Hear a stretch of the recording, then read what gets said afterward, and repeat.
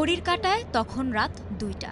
একের পর এক মার্কিন হামলায় যখন কাঁপছে ভেনেজুয়েলা, ঠিক তখনই প্রেসিডেন্ট মাদুরোর বাসভবনে পৌঁছে যায় মার্কিন বাহিনীর বিশেষায়িত ডেল্টা বাহিনী। লোহার শক্ত দরজা ভেঙে মার্কিন সেনারা এফবিআই এজেন্টদের সাথে নিয়ে মাদুরোর বাসভবনের ভেতরে প্রবেশের চেষ্টা করে। শুরু হয় মাদুরোকে আটকের অভিযান। অভিযানের সময় মাদুরো ও তার স্ত্রীকে তাদের শোবার ঘর থেকে টেনে হিঁচড়ে নিয়ে যায় মার্কিন বাহিনী।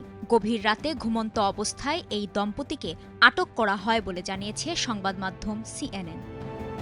ফ্লোরিডার পাম বিচে অবস্থিত নিজেদের বাসভবন থেকে ট্রাম্প ও তার উপদেষ্টা ও পররাষ্ট্রমন্ত্রীকে সঙ্গে নিয়ে অভিযানের সরাসরি সম্প্রচার দেখছিলেন। অভিযানটি তার কাছে সিনেমার মতো লেগেছিল বলে নিজেই জানান ট্রাম্প।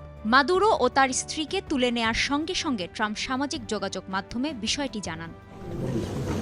প্রেসিডেন্ট ট্রাম্প বলেন, মাদুরোর বাসস্থান একটি অতি সুরক্ষিত দুর্গ ছিল। প্রবেশপথের বড় বাধা ছিল শক্তিশালী লোহার দরজা।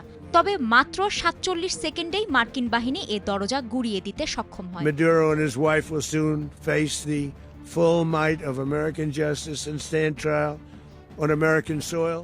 মার্কিন বাহিনী মাদুরোর ঘরে প্রবেশ করলে মাদুরো ও তার স্ত্রী একটি নিরাপদ কক্ষে ঢোকার চেষ্টা করেন, কিন্তু তারা দরজা বন্ধ করতে পারেননি। ট্রাম্প বলেন, মার্কিন সেনারা এত দ্রুত তার ওপর হামলে পড়ে যে তিনি কক্ষেই ঢুকতে পারেননি। এটি মার্কিন বাহিনীদের চালানো এক দুঃসাহসিক অভিযান। তবে অভিযান চলাকালে মার্কিন বাহিনী মাদুরোর রক্ষীদের গুলির মুখে পড়েন। এতে কেউ কেউ আহত হয়। মাদুরো ও তার স্ত্রীকে নিয়ে যাওয়ার সময় মার্কিন একটি বিমানে গুলি লাগে, তবে সেটি উড়ে যেতে সক্ষম হয়। মার্কিন সশস্ত্র বাহিনীর জয়েন্ট চিফ অফ স্টাফের চেয়ারম্যান জেনারেল ড্যান কেইন জানান, এই অভিযানে ২০টি ঘাঁটি থেকে F-35, F-22 jet, B-1 bomber সহ ১৫০টিরও বেশি বিমান অংশ নেয়।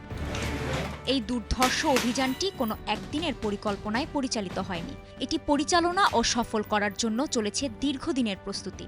সংশ্লিষ্ট সূত্র বলছে, সেনাবাহিনীর ডেল্টা ফোর্সের সহ মার্কিন এলিট সেনারা মাদুরোর সেফ হাউস বা নিরাপদ বাসস্থলের মতো একটি হুবহু মডেল তৈরি করে প্রশিক্ষণ নিয়েছিলেন। অত্যন্ত সুরক্ষিত সেই বাসভবনে তারা কিভাবে প্রবেশ করবেন তার অনুশীলনও চালিয়েছিলেন সেনারা।